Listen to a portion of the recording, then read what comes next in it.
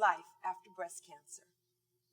We're back with Everywaywoman and BreastLink. We were talking about the transition of moving on and the caregivers to support in particular. Tell me about that, Dr. Curcio. Well, when we engage with the patient initially, we really become part of their team, almost part of their family. I mean, some of our patients, and I'm sure Dr. West can attest to that, we follow for years. They know about my children. I know about their family members. And so, unfortunately, all stories do come to an end sometimes, and that's hard for us because they are part of our family. How do you deal with that? It's hard. I think there's no good way to deal with it. I think you have to use, whether it's, working out or activities to kind of just vent those emotions, but it's really hard. We do take it home a lot of times. Well, I wonder, as a doctor, sorry, Stacey, if you ever feel responsible. Right, or do you feel that you failed? There's two different things. One is breast cancer can be very unpredictable, and people do recur. Sometimes it happens in cases where you really wouldn't have expected, and that's tough on you.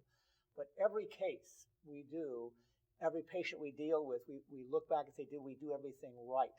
And if you look back and you haven't done something right, or something's fallen from through the cracks, you do feel a sense of responsibility. And those are sleepless nights, but that's what makes you better. You have to learn from your mistakes. It's inevitable some of these mistakes will occur.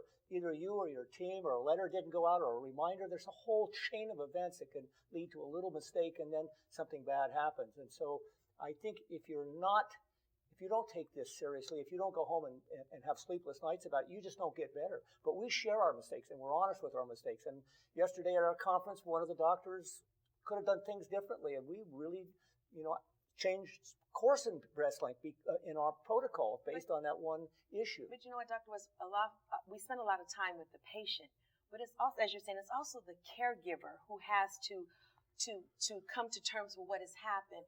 How do you tell them, I'm sorry? But there is a sense of responsibility that the caregiver feels, that the doctor feels, that the life partner feels. And I'm sure even in reconstruction and making a woman feel whole again, that probably has a lot to deal with the dynamic in a loving or in a sexual relationship.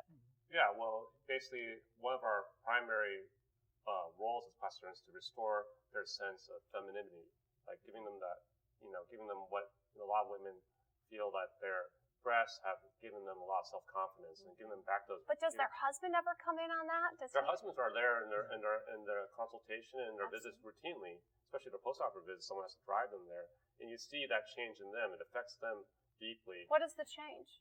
Well, basically, the husbands come in and they're the supportive rock in the beginning usually.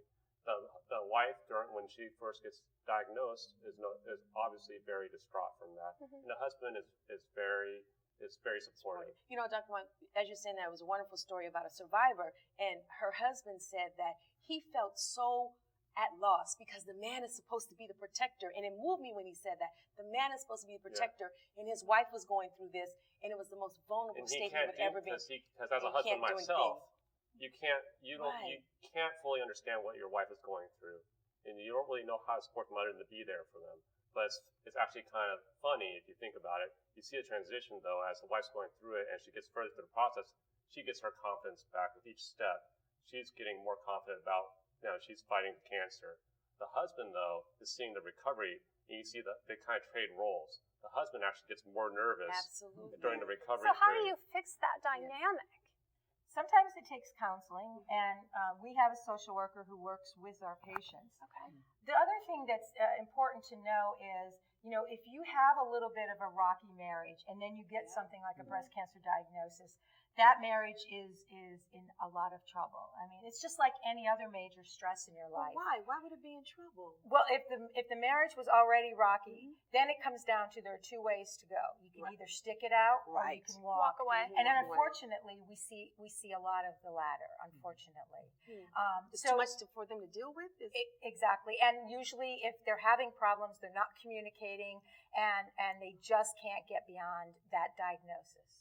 We do have a husband support group, and the men who's walked their wives through this process for a number of years come back and help the husbands of newly diagnosed patients. And basically, they are, just like Dr. Wong said, a lot of these men feel frustrated. I don't know what to do. And basically say, just listen. Just hold their hand. Just hug them.